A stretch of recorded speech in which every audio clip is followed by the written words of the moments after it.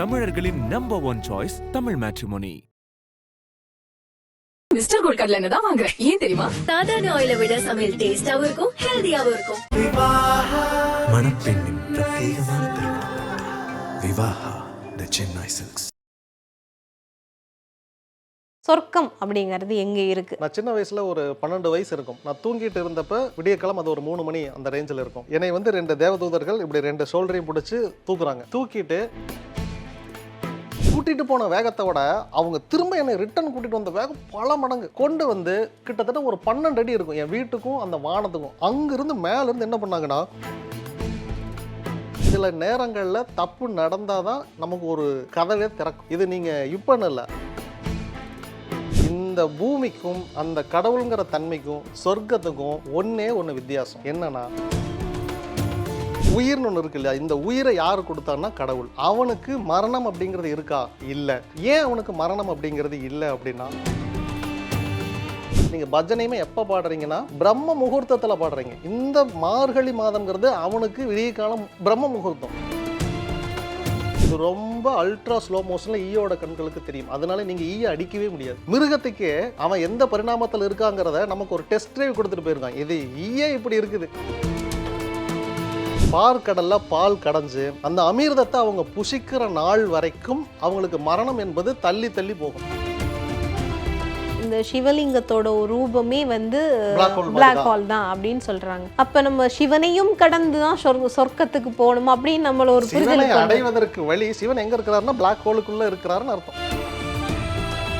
இந்த போர்ட்டலும் இன்னைக்கு மாந்தின்னு ஒன்று கணக்கு இருக்குல்ல, இந்த கணக்கீடுகள்லாம் இதே மாதிரி தான். ஒவ்வொரு லோகத்துக்கும் போகக்கூடிய போர்ட்டல் வானத்துல இந்த டிகிரியில இந்த ராசி மண்டலத்துக்குள்ள இருக்குன்னு ஜோதிடத்திலேயே கணக்கு இருக்கு. இப்போ நீங்க எந்த லோகத்துக்கு போகணும் நீங்க விருப்பப்பட்டீங்கனாலும்.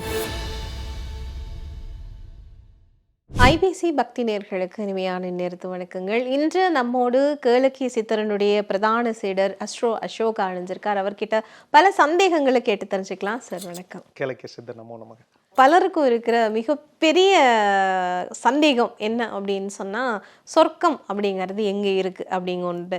நிறைய பேர் சொல்லுவாங்க சொர்க்கமும் நரகமும் வாழ்கிற வாழ்க்கையில தான் இருக்குது அப்படின்னு சொல்லிட்டு கடந்து போகிறவங்களும் இருக்காங்க. ஆனால் இப்போ ஒரு கண்டுபிடிப்பு, நமக்கு சொர்க்கம் இந்த தூரத்தில் இருக்குது அப்படின்னு சொல்லி ஹார்வர்ட் பல்கலைக்கழகத்திலேருந்து சொல்லப்பட்டிருக்கு அப்படின்னு சொல்லி ஒரு செய்தியை நான் பார்க்குறேன்.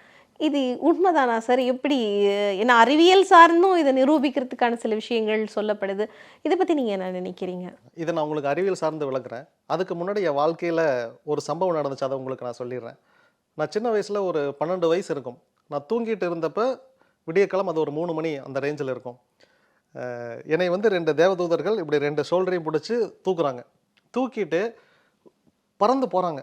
இந்த இருட்டுக்குள்ளே ஸ்பேஸுக்குள்ளே பறந்து போகிறாங்க. ஒரு சின்ன கேப் இந்த அளவுக்கு தான் இருக்கும். அது தூரத்துலேருந்து பார்க்குறப்ப அதுக்குள்ளே ஒரு ஆள் போகவே முடியாது. அந்த அளவுக்கு ஒரு சின்ன கேப் இருந்துச்சு. ஆனால் அட் அ டைமில் நாங்கள் 3 பேருமே உள்ளே போனோம். உள்ளே போயினதுக்கப்புறம் அங்கே பார்த்தீங்கன்னா அங்கே ஒரு குகை மாதிரி ஒன்று இருந்தது. அந்த குகையில் யாரோ வந்து உட்காரணும். என்னை இவங்க கூட்டிகிட்டு போயிட்டு அங்கே நிற்க வச்சுட்டு இவங்க 2 பேரும் 2 பக்கம் நின்றுட்டு அந்த இடத்த இவங்க திரும்பி பார்க்குறாங்க. அவங்க வரல. அப்படின்னு நான் என்னவா புரிஞ்சுக்கிட்டேன்னா, இப்போ எனக்கு அங்கே நான் நரகத்துக்கு போகணுமா சொர்க்கத்துக்கு போகணுமாங்கிற ஜட்ஜ்மெண்ட் கொடுக்கறதுக்கு அங்கே ஒரு ஆள் வந்து உட்காரணும். அந்த சேர் எம்டியான இருந்தோன்னே இவங்க 2 பேர் என்ன ஆகிட்டாங்கன்னா பதட்டம் ஆகிட்டாங்க. போச்சு, தப்பான ஆளை தூக்கிட்டு வந்துட்டோம் போல அப்படின்னு சொல்லிட்டு இவனை பிடின்னு டக்குன்னு மீண்டும் என்னையை பிடிச்சி மீண்டும் என்னை கூட்டிகிட்டு வராங்க. கூட்டிகிட்டு போன வேகத்தை விட அவங்க திரும்ப என்னை ரிட்டர்ன் கூட்டிகிட்டு வந்த வேகம் பல மடங்கு கொண்டு வந்து கிட்டத்தட்ட ஒரு 12 அடி இருக்கும் என் வீட்டுக்கும் அந்த வானத்துக்கும். அங்கிருந்து மேலேருந்து என்ன பண்ணாங்கன்னா, இப்படி இழுத்து டக்குன்னு போட்டாங்க. என்னை அங்கிருந்து உள்ளே போடுறாங்க. இந்த உடலுக்குள்ளே வந்து அப்போ தான் என் ஆவியே உள்ளே போகுது. அது வரைக்கும் இந்த ஆவியை தான் அவங்க தூக்கிட்டு போயிருக்காங்க. இந்த உடல் இங்கே கிடந்திருக்கு. அவங்க இழுத்து உள்ளே போட்ட உடனே இப்போ வந்தோன்னே திடுக்குன்னு முழிக்கிறேன். எனக்கு நடந்தது இது என்னது, எப்படி எல்லாம் ஏன் இப்படி நடந்துச்சு அப்படின்னு. அப்புறம் பின்னாடி நான் ரியலைஸ் பண்ணதுக்கப்புறம், ஒருவேளை எனக்கு அப்போ ஆயில் இருந்திருக்கும், அதனால என்னை ரிட்டர்ன் கொண்டு வந்து இங்கே போட்டிருப்பாங்க. இல்லையா, உண்மையாலுமே ஆளை மாற்றி தூக்கிட்டாங்க. எங்கள் வீட்டில் யாரையோ ஒருத்தங்களை தூக்குறதுக்கு பதிலாக என்னை மாற்றி தூக்கிட்டாங்க. ஆனால் கடவுள் இப்படியெல்லாம் தப்பு பண்ணுவாரா அப்படின்னு இல்லையா, இப்படி ஒன்று இருக்குன்னு எனக்கு காட்டுறதுக்காக இங்கே தப்புங்கிறது நடக்கும். என்றைக்குமே என்னப்பா மனுஷன் தப்பு பண்ணுறான்னா ஏற்றுக்கலாம், கடவுள் போய் தப்பு பண்ணுவாரா அப்படின்னு நமக்கு ஒரு கேள்வி இருக்கு இல்லையா. கடவுள் என்றைக்குமே தப்பு பண்ண மாட்டார். நம்ம அறிவுக்கு தான் தப்புங்கிற மாதிரி தெரியும். ஆனால் சில நேரங்களில் தப்பு நடந்தால் தான் நமக்கு ஒரு கதவே திறக்கும். இது நீங்கள் இப்போன்னு இல்லை, ஆதாம் ஏவாள் காலத்திலேயே இவங்க 2 பேர்த்தையும் ஒன்றா படைச்சிட்டு அந்த மரத்தின் கனியை நீ புசிக்காதன்னு சொன்னார். இவர் கம்முன்னு இருந்திருக்க வேண்டியதானே. ஒருவேளை அங்கே சாத்தான் இருக்கான்னு தெரியுதில்ல, இவங்களை இங்கே படைச்சிருக்கவே வேண்டாம்ல, அப்படியே இருந்திருந்தாலும் அதை சாப்பிடாமன்னு சொல்லாமல் இருந்திருந்தா இவங்க அந்த பக்கமே கான்சன்ட்ரேட்டே போயிருக்காது. ஆனால் இவனுக்கு ஒரு ப்ராமிஸ் பண்ணுறாரு. என்ன பண்ணுறாருன்னா, நீங்கள் பழுகி பெருகணும் அப்படின்னு. இவன் அது வரைக்கும் என்னவா இருந்தார்னா, கடவுளுங்கிற அந்த தன்மையில் இருந்தான். அவர் இவனை படைச்சதை மனுஷனாக படைக்கலை, இவன் மேலே அந்த மகிமை இருந்துச்சுன்னு ஒரு வார்த்தை இருக்குது. அப்போ என்னன்னா, இவன் மனுஷனாக மாறணும், இவன் கடவுளுங்கிற தன்மையில் இருந்தங்காட்டி இவன் பழுகி பெருகவே முடியாது. ஆனால் இவனை அவர் என்ன ஆசீர்வாதம் பண்ணியிருக்காருன்னா, நீ பழுகி பெருகுவ அப்படின்ட்டு. அப்போ தான் இவர் பண்ணுறாரு, ஓ தப்பு பண்ணிட்டோம், இவன் பழுகி பெருகணும்னா இவன் மேலே இருக்கிற இந்த மகிமை வந்து விலகணும், இவன் கடவுள் தன்மையை ரிமூவ் பண்ணணும். அப்போ தான் இவன் பழுகி பெருகவே முடியும். அப்போ தான் அவன் நான் தான் யார், எந்த கோலத்தில் இருக்குன்னு அவனுக்கு தெரியும் அப்படின்னு சொல்லிட்டு இப்போ தான் அவனை தப்பு பண்ண வைக்கிறதுக்கு தான் அவ்வளவும் சொல்லிட்டு போகிறாரு. ஆக்சுவலி அவன் தப்பு பண்ணக்கூடாதுன்னு அவர் நினைக்கல, அவன் தப்பு பண்ணணும்னு சொல்லிட்டு, இங்கே பாருப்பா இந்த இடத்துக்கு இந்த பழம் இருக்குது, இந்த பழத்தை மட்டும் நீ சாப்பிட்றாத அப்படின்னா நீ சாப்பிடுன்னு அர்த்தம். அப்படி சொன்னார்ல, அவர் அங்கேயே காவல் இருந்திருக்கலாம்ல, இல்லைன்னா அதுக்கு ஒரு வேலி போட்டிருக்கலாம்ல. அது எதுவுமே பண்ணலை. அப்படின்னா இவன் போய் அதை சாப்பிடணும், இதுதான் அவரோட கடைசி நோக்கம். அதை அவன் பண்ணினான், அதுக்கப்புறம் தான் அவன் பழகி பெருகினான். இப்போ நம்ம என்ன கேட்குறோன்னா, விஜய் பாட்டிலே வரும், ஆண்டவன் ஆசையே அன்று பொய்யாய் போய் விடில் மனிதர்களின் ஆசைகள் நிறைவேறுவது சாத்தியமா அப்படின்னு கேட்டாங்க. பொய்யெல்லாம் போகலை, இது ஏற்கனவே எழுதப்பட்டது, தீர்மானிக்கப்பட்டது, நடந்துச்சு. இப்போ எல்லாருக்கும் $1,000,000 கொஸ்டின், நான் செத்ததுக்கப்புறம் எங்கே போகிறேன். இப்போ தான் கம் டு த பாயிண்ட். இங்கே இவ்வளவு நடக்குது, இது எல்லாமே விதிகளுக்கு உட்பட்டு நடக்குது. இந்த பூமிக்கும் அந்த கடவுளுங்கிற தன்மைக்கும் சொர்க்கத்துக்கும் ஒன்று வித்தியாசம் என்னன்னா, டைம். இந்த டைம் எதுக்காக கொடுக்கப்பட்டிருக்குது அப்படின்னா, மரணத்தை தீர்மானிப்பதற்காக கொடுக்கப்பட்டிருக்கு. நீங்கள் நினச்சி பார்த்துருக்கீங்களா, இந்த உலகத்தில் இவ்வளோ தீய சக்தியெல்லாம் இருக்கிறாங்க அப்படின்னா, இந்த தீய சக்தியை கடவுள் அழிச்சிருக்கலாம். ஓகே, ஏன் அழிக்கலை அப்படின்னா, இந்த தீய சக்திங்கிறது மரணத்தின் அதிபதி, அவன் கடவுள் வந்து ஜீவனின் அதிபதி. கடவுளால் ஒரு உயிரை எடுக்க முடியாது, அப்படி எடுத்து அவன் கடவுளாக இருக்க முடியாது. ரெண்டாவது, ஒரு உயிரை நீங்கள் எடுக்கிறீங்க அப்படின்னா, இந்த உயிர்ங்கிறது ஒரு ஆற்றல். அறிவியல் கூற்றுப்படி ஒரு ஆற்றலை இன்னொரு ஆற்றலாக மாற்ற முடியுமே தவிர ஆற்றலை ஆக்கவோ அழிக்கவோ முடியாது. அப்போ ஒரு உயிரை அவன் எடுக்கிறான்னா என்னுடைய கர்மாவே அவன் வாங்குறான்னு அர்த்தம். சாத்தான்னு இன்றைக்கி நம்ம சொல்கிறோம் இல்லையா, என்னை பொறுத்த வரைக்கும் இந்த கடவுள் அப்படிங்கிற ஒருத்தன் உருவாவதற்கு முன்பே ஒருத்தன் இருந்திருப்பான் இல்லையா, அவன் சாத்தான் தான். உண்மை தான். இந்த உலகம் டீஃபால்ட்டாக இருளுக்குள்ளே தான் இருந்துச்சு, இதை யாரும் மறுக்கவே முடியாது. இருளை விளக்க வந்த ஒரு அவதாரம் தான் கடவுள், அவன் தான் ஒளியாக வந்தான். டீஃபால்ட்டாக இங்கே ஒளி இருந்து இருள்ங்கிறது ஒன்று ஆக்குப்பை பண்ணலை, இருள்னு ஒன்று இருந்துச்சு, அதை விளக்க ஞான ஜோதியாய் வந்தவர் தான் கடவுள்.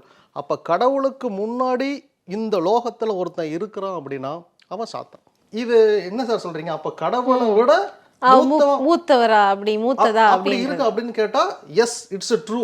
இதை எப்படி நீங்கள் ஏற்றுக்குவீங்க அப்படின்னா, நான் குரங்கில் இருந்து வந்தவன், ஓகேங்களா. இந்த இப்போ நீங்கள் ஒரு குரங்கையும் வச்சுட்டு எண்ணெயும் வச்சுட்டு இதுதான் இதுக்கு முந்தின ஸ்டேஜ் இது அப்படின்னா, இப்போ நமக்கே சிரிப்பாக இருக்கும். என்ன சொல்கிறீங்க, இந்த மனுஷன் எவ்வளோ அறிவு, 6 அறிவு என்னென்னமோ இருக்கிறான், ஆனால் இதுக்கு முந்தின ஸ்டேஜ் இதுங்கிறீங்க.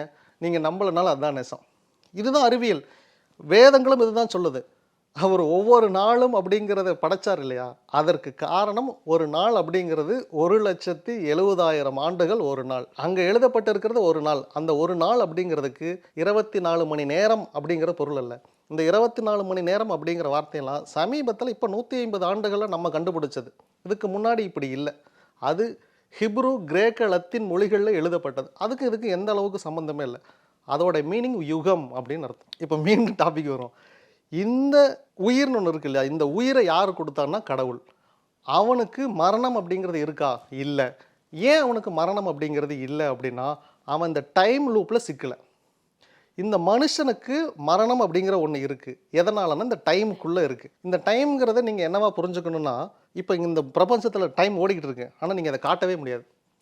ஏர்போர்ட்டில் நீங்கள் நடந்து வரும்போது ஒரு எஸ்கலேட்டர் ஃப்ளாட்டாக போட்டிருப்பாங்க, அது மேலே நீங்கள் ஏறி நின்றுட்டிங்கன்னா உங்களை அது கூட்டிகிட்டு வந்துக்கிட்டே இருக்கும். இவ்வளோ தான் டைம். நீங்கள் பிறந்த உடனேயுமே நீங்கள் அந்த டைம் மேலே உட்காந்துக்கிறீங்க. இப்போ நீங்கள் உங்களுக்கு விருப்பம் இருக்குது இல்லை, அதெல்லாம் தேவையில்லை. நீங்கள் டைம் லூப்பில் ட்ராவல் பண்ண ஆரம்பிச்சிருவீங்க. இதோட முடிவு அப்படிங்கிறது மரணம், அவ்வளோதான். இதை யாருமே மாற்ற முடியாது. இந்த எக்ஸ்பேண்டிங் யூனிவர்ஸ்னு ஒன்று இருக்குது இல்லையா, இந்த உலகம் இந்த யூனிவர்ஸ் விரிவடைஞ்சிக்கிட்டே இருக்குது. இது ஏன் விரிவடையுது அப்படின்னா, இப்போ நான் ஒரு தீக்குச்சியை பருத்தினேன், ஒளி வந்துச்சு, கொஞ்ச நேரத்தில் இது அணைஞ்சிச்சு. இந்த ஒளி எங்கே போச்சு அப்படின்னா, இந்த ஒளி இந்த டைம் எது வரைக்கும் இருக்குதோ அது வரைக்கும் இந்த ஒளி ட்ராவல் பண்ணுச்சு. இந்த லைட் எவ்வளோ தூரம் போச்சுன்னா, தி எண்டில் பிளாக் ஹோல்னு ஒன்று இருக்கிற வரைக்கும் இந்த லைட் ட்ராவல் பண்ணி பிளாக் ஹோலுக்குள்ளே போச்சு. அப்போ அந்த பிளாக் ஹோல் இருக்கிற வரைக்கும் இந்த டைமுங்கிறது அவ்வளோ தூரத்தில் இருக்குது. இந்த பூமியில் டைம்ங்கிறது அதிகமாக ஓடிட்டுருக்கு. இதிலிருந்து நீங்கள் தூரம் விலக விலக விலக விலக விலக இங்கே 1 மணி நேரம் அப்படிங்கிறது இந்த பூமியிலிருந்து ஒரு 10 லட்சம் கிலோமீட்டர் போனதுக்கப்புறம் அந்த 1 மணி நேரம் அப்படிங்கிறது உங்களுக்கு மேபி 10 வருஷமாக கூட இருக்கலாம். அவ்வளோ டைம் இங்கே மட்டும்தான் இது வேகமாக ஓடும். இதிலிருந்து நீங்கள் விலகி விலகி போக ரொம்ப ஸ்லோவாக ஆகும். அதனால தான் நம்மளுடைய சாஸ்திரப்படியே நம்மளுடைய 1 வருடம் அப்படிங்கிறது கடவுளுக்கு 1 நாள். அதனால தான் உத்தராயணம் தட்சிணாயணம் வச்சு மார்கழி மாதத்தில் நான் இங்கே பஜனை பாடுறேன். எதுக்காக அப்படின்னா, அவன் அங்கே துயில் எழுவுறதுக்காக பாடுறேன். இங்கே நான் பாடினா அங்கே அவனுக்கு எப்படி கேட்கும் அப்படின்னு கேட்டால், அதுதான் பிரம்ம முகூர்த்தம். நீங்கள் பஜனையுமே எப்போ பாடுறீங்கன்னா பிரம்ம முகூர்த்தத்தில் பாடுறீங்க. இந்த மார்கழி மாதங்கிறது அவனுக்கு விடிய காலம் பிரம்ம முகூர்த்தம். இந்த பிரம்ம முகூர்த்தமும் அந்த பிரம்ம முகூர்த்தமும் கனெக்ட் பண்ணுறோம். உங்களுக்கு ஒரு ஆக்சிடென்ட் ஆகுதுன்னு வச்சுக்கோங்களேன், பைக்கிலேருந்து நீங்கள் கீழே விழுகிறீங்கன்னா உங்களுக்கு ஃப்ரேம் பை ஃப்ரேம் தெளிவாக தெரியும். யாருக்கு அனுபவம் இருக்குன்னு தெரியும். ஆனால் எனக்கு நிறைய முறை ஆக்சிடென்ட் ஆகிருக்கு. நான் கீழே விழுகும்போது அப்படியே ஸ்லோவாக போய் அப்படியே தரையில் கை வச்சதால் எனக்கு தெரியும். ஏன்னா எனக்கு தான் வேகமாக ஓடிக்கிட்டு இருக்கிற வாட்ச், அவனுக்கு அதை 365 ஸ்ப்ளிட் பண்ணி பார்க்கக்கூடிய அளவுக்கு அவனால் முடியும். அப்போ என்னுடைய 1 மணி நேரத்தையும் அவன் 325 டிவைட் பண்ணி இப்போ எந்த இடத்துக்கு வேணால் அல்ட்ரா ஸ்லோ மோஷனில் மாற்ற முடியும். அல்ட்ரா ஸ்லோ மோஷனில் வச்சு எந்த கரெக்ஷன் வேணாலும் அவனால் பண்ண முடியும். அதனால தான் கடவுளால் என் வாழ்க்கையில் இருக்கிற எல்லா மாற்றத்தையும் அவனால் பண்ண முடியுது. இது கடவுளுக்கு தான் இருக்குதா அப்படின்னு கேட்டால், ஈ கண்களுக்கு இப்படி இருக்குது. நீங்கள் ஈயை அடிக்க முடியாது, ஈயை உங்களால் பிடிக்க முடியாது. அதுக்கு காரணமே நம்ம இப்படிங்கிற வரேன் இல்லையா, இது ரொம்ப அல்ட்ரா ஸ்லோ மோஷனில் ஈயோட கண்களுக்கு தெரியும். அதனால நீங்கள் ஈயை அடிக்கவே முடியாது. மிருகத்துக்கே அவன் எந்த பரிணாமத்தில் இருக்காங்கிறத நமக்கு ஒரு டெஸ்ட் ட்ரைவ் கொடுத்துட்டு போயிருக்கான். இது ஈயே இப்படி இருக்குது, அப்போ நான் எப்படி இருப்பேன், எனக்கு எவ்வளோ அல்ட்ரா ஸ்லோ மோஷனில் இருக்கும், அதனால் நான் என்ன வேணாலும் உன் வாழ்க்கையில் மாற்றிடுவேன் அப்படின்னு அவர் மாற்ற முடியும். இந்த உயிர் அந்த சொர்க்கத்துக்கு போகுதுங்க இல்லையா, இந்த இடைப்பட்டது இருள். இந்த இருள் ஏன் இருளாக இருக்குது அப்படின்னா, இந்த உயிர் ட்ராவல் பண்ணுறதுக்கு தான் இந்த மை இருட்டே இருக்குது. இது ட்ராவல் பண்ணி எங்கே டைம் லூப்பு கட் ஆகுதோ அந்த இடத்துக்கு சொர்க்க வாசல்னு ஒன்று இருக்குது. அந்த சொர்க்க வாசலுக்குள்ள அங்கே போகும். அங்கே டைம் இல்லாதங்காட்டி இவங்க கடவுளாகவே வாழ்ந்துட்டு இருக்காங்க.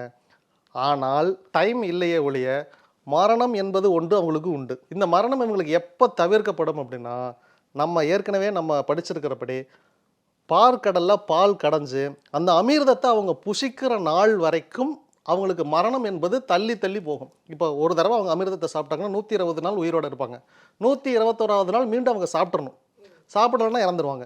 இப்படி இந்த வேலையை யார் செய்கிறாங்க அப்படின்னு கேட்டால், அசுரர்கள் இந்த வேலையை கடையிற வேலையை செய்கிறாங்க. அதனால அசுரர்களை அவங்க இன்னும் உயிரோடையே வச்சுருக்காங்க.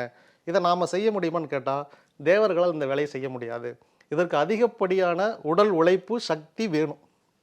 இது தேவர்களால் செய்யவும் முடியாது. அதனால தான் சொல்லுவாங்க, உண்மை சாக விடாது, பொய் வாழ விடாது அப்படிம்பாங்க. இவனையும் நீங்கள் அழிக்க முடியாது, இவரையும் நீங்கள் அழிக்க முடியாது. இந்த ரெண்டும் சேர்ந்தது தான் வாழ்க்கை. கடவுளுக்கும் இது நிதர்சனம் தான். அதனால தான் இந்த தைப்பூசத்தில் கூட தேவர்களை துன்பப்படுத்திட்டு இருந்தான் அந்த அரக்கு. இவங்க தேவர்களெல்லாம் போய் சிவபெருமான்கிட்ட முறையிடுறாங்க. ஆனால் சிவபெருமான் ஏற்கனவே ஒரு தப்பு பண்ணி வச்சிருக்கு. என்னன்னா, அவனை அழிக்க முடியாதபடி அவனுக்கு வரம் கொடுத்துட்டார்.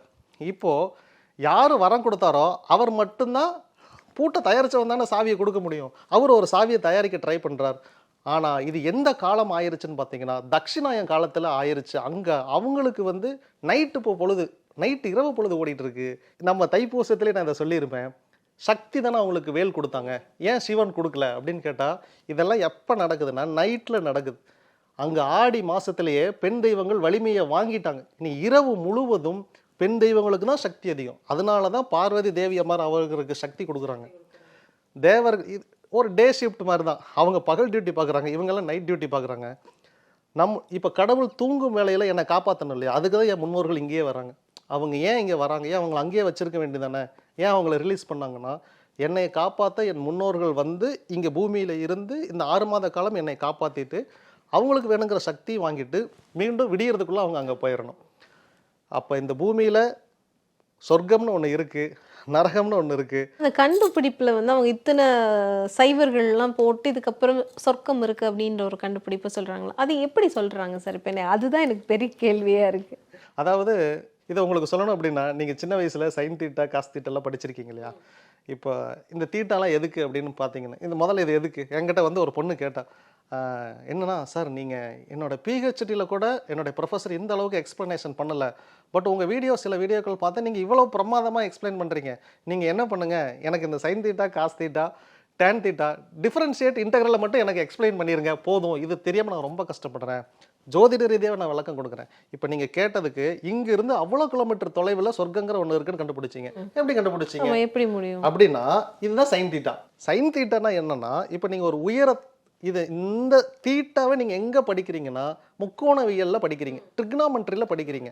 இதை எதுக்காக இது படிக்கிறீங்கன்னா, மொத்தம் 3 கோணங்கள் அப்படின்னா, ஒன்று நான் நிற்கிறேன் இல்லையா, எனக்கான கோணம். இப்போ ஒரு பில்டிங் என் கண்ணு முன்னாடி ஒரு பில்டிங் இருக்குதுன்னு வச்சுக்கோங்க. இந்த பில்டிங்கு அது என்ன ஆங்கிளில் இருக்குது, அதோட ஹைட்டு எவ்வளோ தூரத்தில் இருக்குது, ஓகேவா? இப்போ நான் நிற்கிறது இங்கே தான் சைன் தீட்டா, அது டேன் தீட்டா, அது காஸ் தீட்டா. இப்போது டேன் தீட்டாவை நம்ம கண்டுபிடிக்கணும் அப்படின்னா, டேன் தீட்டானா என்னன்னா, அந்த பில்டிங்கோட அங்கே கீழே இருக்கிற கோணத்தை அவங்க கேட்குறாங்க. இது எங்கிட்ட இருந்து ஒரு ஒளி எவ்வளோ நேரத்தில் பிரயாணிக்குங்கிற கால்குலேஷன் எங்கிட்ட இருக்குது. 3 லட்சம் கிலோமீட்டர் பர் செகண்டுக்கு இது பயணிக்குது. இப்படி பயணிச்சா அதை ரீச் பண்ணுறதுக்கு, அந்த உச்சியை ரீச் பண்ணுறதுக்கு எங்கிட்ட சைன் தீட்டா இருக்குது, காஸ் தீட்டா இருக்குது, டேன் தீட்டா மட்டும் இல்லை. அந்த டேன் தீட்டாவை நான் கண்டுபிடிச்சிட்டேன் அப்படின்னா அது எவ்வளோ தொலைவில் இருக்குங்கிறத நான் கண்டுபிடிச்சிடுவேன். இவ்வளோதான் கால்குலேஷன். இதை அவங்க கண்டுபிடிச்சி இப்போ அவங்க இதை டெரைவ் பண்ணுறாங்க. இதை டெரைவ் பண்ணி இவ்வளோ தூரத்தில் வந்து சொர்க்கம்ங்கிறது இருக்கலாம், அதாவது இந்த டைம் டியூரேஷன் அங்கே போய் கட் ஆகுதுன்னு கண்டுபிடிச்சிருக்காங்க. கட் ஆகுதுன்னு என்ன அர்த்தம்னா, எனக்கு இப்படி நடக்கும், நான் ஒரு ஸ்டேட்மெண்ட் எழுதி இதை டெரைவ் பண்ணி வச்சுருப்பேன், பட் ரிசல்ட் வந்து வேற ஒன்றா இருக்கும். அப்படின்னா என்னென்னா, என் கால்குலேஷனை விட வேறு என்னமோ நடந்திருக்குது. அந்த வேறு என்ன நடந்துச்சு அப்படின்னு நம்ம ஆராய்ச்சி பண்ணோம்னா வி காட் அன் ஆன்சர், அப்புறம் ஹென்ஸ் த ப்ரூஃப்னு இங்கே டிரைவ் பண்ணி முடிச்சிடலாம். இதை மாதிரி இந்த ஒளி எது வரைக்கும் பிரயாணிக்குதுன்னு அவங்க கண்டுபிடிச்சி, எதுக்குள்ளே போய் இந்த ஒளி மறையுதுன்னு கண்டுபிடிச்சி அங்கே இப்போ இதுபடி பார்த்தா ஒளி எந்த இடத்துல மறையுதோ அந்த இடம் வந்து இந்த பிளாக் ஹால் அப்படின்னு சொல்லுவாங்க. அந்த இடம் தான் சொர்க்கம் அப்படின்னு நம்ம எடுத்துக்க முடியும். அதையும் தாண்டி அந்த பிளாக் ஹோலுக்கு உள்ளேயுமே போய் நீங்க ஆராய்ச்சி பண்ணணும். ஒருவேளை இல்ல, நம்ம இப்ப இன்னொரு கான்செப்டும் இருக்கு. இந்த சிவலிங்கத்தோட ரூபமே வந்து பிளாக் ஹால் தான் அப்படின்னு சொல்றாங்க. அப்ப நம்ம சிவனையும் கடந்து தான் சொர்க்கத்துக்கு போகணும் அப்படின்னு நம்மள ஒரு புரிதல் அடைவதற்கு வழி. சிவன் எங்க இருக்கிறாருன்னா பிளாக் ஹோலுக்குள்ள இருக்கிறாருன்னு அர்த்தம். இந்த பிளாக் ஹோலுக்குள்ள உள்ள போயிட்டீங்கன்னா இப்போ அதுக்குள்ள பல லோகங்கள் இருக்கு. நான் அதை தான் சொல்ல வந்தேன். நீங்க இந்த 7 லோகம்னு சொல்றேன் இல்லையா, அந்த லோக எல்லாமே அதலம் இதலம்னு லகரம் பார்த்தீங்க அப்படின்னா, செவத்தில் வரக்கூடிய பள்ளி இந்த லகரம் வரும், பாதாளம் அப்படின்னு வரங்கிறப்ப பள்ளிக்கூடம் அப்படிங்கிற இந்த லகரம் வந்துடும். இதுதான் அவ்வளோதான் முடிஞ்சிச்சு. என்னன்னா எல்லா லோகமும் இந்த பூமிக்கு மேலே இருக்குது, பாதாளம்ங்கிற ஒரே ஒரு லோகம் மட்டும் பூமிக்கு கீழே இருக்குது. அந்த லகரமே இங்கே அவ்வளவோ காட்டி கொடுத்துரும். மீதி எந்த லோகத்துக்கு இந்த லகரம் மாறவே மாறாது. அவங்க என்ன சொல்கிறாங்கன்னா, திட்டவட்டமாக சொல்கிறாங்க, ஆமாம் 7 லோகம் இருக்குது, ஒவ்வொரு பிளாக் ஹோலுக்குள்ளேயும் இருக்குது. கொல்லிமலையில் வாழ்ந்த சித்தர்கள், நான் அந்த புக்கு படிச்சிருக்கேன், கொல்லிமலையில் இருந்து நீங்கள் வேற்று லோகத்துக்கு போகக்கூடிய டனல் எல்லாம் இருக்கு. அதுக்குள்ள நீங்க போர்ட்டலுக்குள்ள உள்ள போனீங்கன்னா திருப்பி வர முடியாது. அந்த லோகத்துல இருந்திருப்பீங்க, திரும்பி எல்லாம் வரலாம்.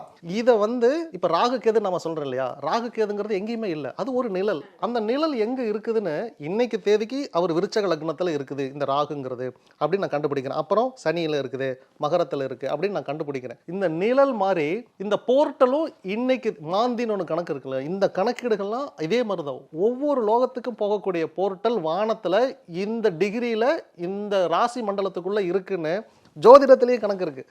இப்போ நீங்கள் எந்த லோகத்துக்கு போகணும் நீங்கள் விருப்பப்பட்டீங்கனாலும் உங்களைய நான் ஒளியாக கன்வெர்ட் பண்ணி நீங்கள் இப்போ நமக்கு ஒரு லக்னம்னு இருக்கு இல்லையா, இந்த நேரத்துக்கு ஒரு லக்னம் பேரலல் யூனிவர்ஸ் தத்துவம் சொல்லுவாங்க இல்லையா.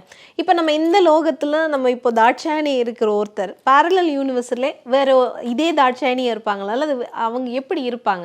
ஏன்னா அது அந்த தத்துவம் வந்து இங்கே நடக்கிற மாதிரி அங்கேயும் ஒரு விஷயம் நடக்குது, இல்லது இந்த சேம் பர்சன் அங்கேயும் இருக்காங்க அப்படிங்கிற மாதிரி ஒரு கான்செப்ட் தானே.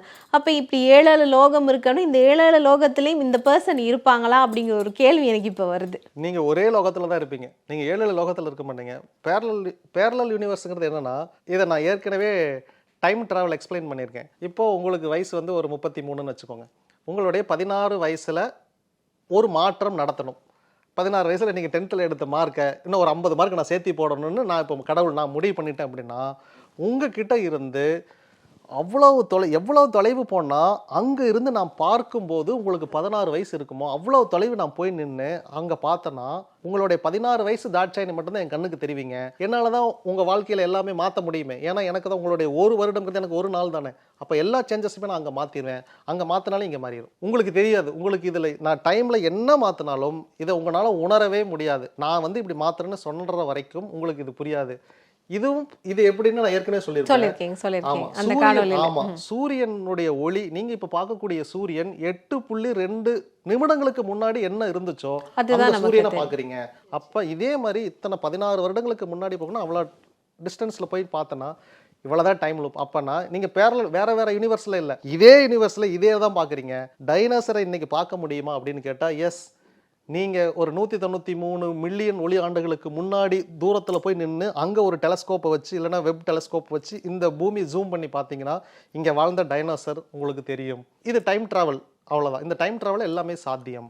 இப்போ என்னுடைய நிறைவான கேள்வி என்ன அப்படின்னு சொன்னால், இப்போது இவ்வளோ தூரத்துக்கு அப்பால் ஒரு சொர்க்கம் இருக்குது அப்படின்னு கண்டுபிடிச்சிருக்காங்க. உண்மையாக அந்த சொர்க்கம் அப்படிங்கிறது எப்படி இருக்கும்? நம்ம நினைக்கிற மாதிரி அவ்வளோ அழகாக அவ்வளோ ரம்மியமாக கேட்குறதெல்லாம் கிடைக்கிற மாதிரி நம்ம சொர்க்கம் அப்படின்னா ஒரு சந்தோஷத்தின் உறைவிடமாக தானே சொல்கிறோம்.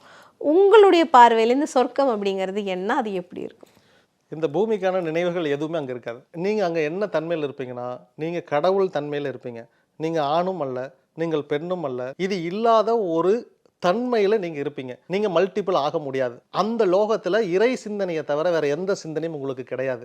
உங்களுக்கு மரணம் என்பது ஒன்று இல்லை, தூக்கம் என்பது ஒன்று இல்லை, வியாதி அப்படிங்கிற ஒன்று இல்லை. இது எல்லாமே இந்த உடலுக்கு தான். எப்போ நீங்கள் இந்த உடலையே இங்கே போட்டுட்டு போயிட்டீங்களோ அப்போ இது எல்லாமே உங்களுக்கு இல்லை. உங்களுக்கு பசி இல்லை, எதுவுமே கிடையாது. நீங்கள் அதுக்கு ஆனந்தத்தில் இருப்பீங்க. பேர் ஆனந்தம் அப்படிங்கிறாங்க. அந்த பேர் ஆனந்தத்தில் உங்களுக்கு என்ன வேலைன்னா கடவுளை துதிக்கிறது மட்டும்தான் உங்களுக்கு வேற வேலை இல்லை. அந்த பேரானந்தத்தை இந்த மனித உடலை வச்சுட்டு நான் லகிக்கவே முடியாது. அதை இப்படி தான் இருக்குன்னு நான் கணக்கும் போட முடியாது. அப்படி போட்டாலே அது தப்பு தான். நிச்சயமா சார். அதாவது பல விஷயங்களுக்கான கேள்விகளுக்கான விடையை தேடி சொர்க்கம் வரைக்கும் பயணிச்சுட்டு வந்திருக்கோம் அப்படின்னு சொல்லி நினைக்கிறேன். விஞ்ஞானம் இதை தேடுகிறது, விஞ்ஞானம் ஆல்ரெடி சொல்லி இருக்கு. இந்த நேரத்துக்கும் நேர்காணலுக்கும் உங்களுக்கும் ரொம்பவே நன்றிங்க சார். கேளுக்கு சித்த நம்ம